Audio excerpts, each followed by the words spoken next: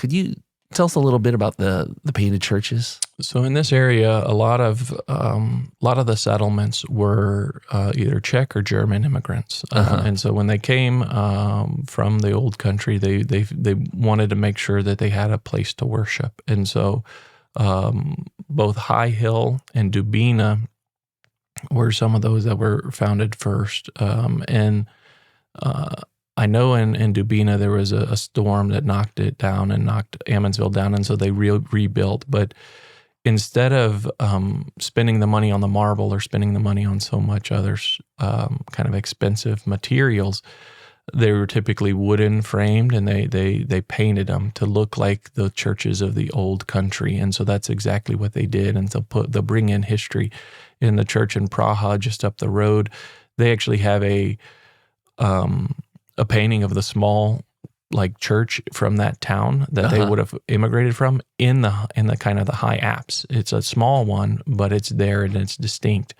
And then in Dubina, again, it actually got named our diocesan shrine because it's named for St. Cyril and Methodius, and such a great influence among the Czech people and the Eastern Europeans because they are the apostles to the Slavs.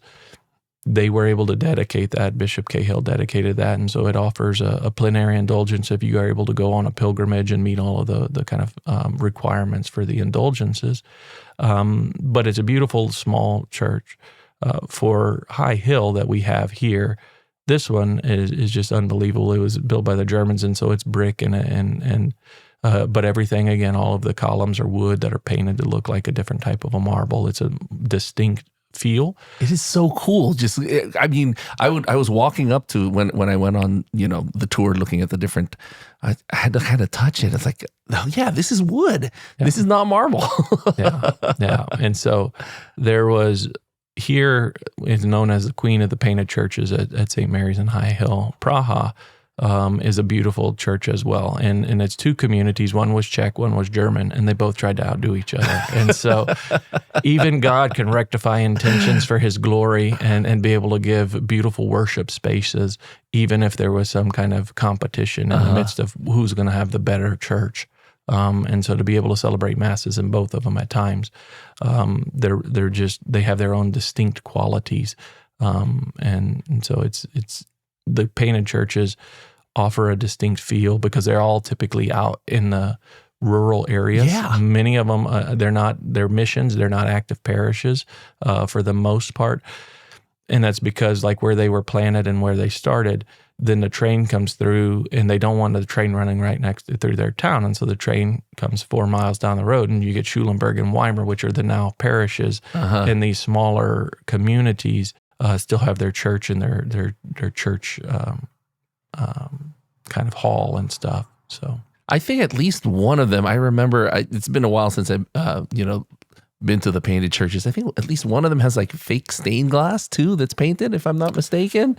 I'm not sure about that. I know that they have all of them have a distinct stained glass. Some of them have more light coming in and they're not as ornate. Some of them are very ornate and they have specific scenes of saints or different virtues, or be it the theological virtues and their kind of symbols, the symbols of the evangelist. But I'm not sure about the painting of the windows. I mean, it's a great tour to go on. Anybody who's near Houston or swing by. Yeah, and it can be done in a day. We typically when they do schedule them or use a docent, somebody from the chamber is able to go with them and kind of give them an update. And you typically get 2 or 3 before lunch. You go to lunch, you go to the next 1 or 2, and then you're able to head home. And so it works out well.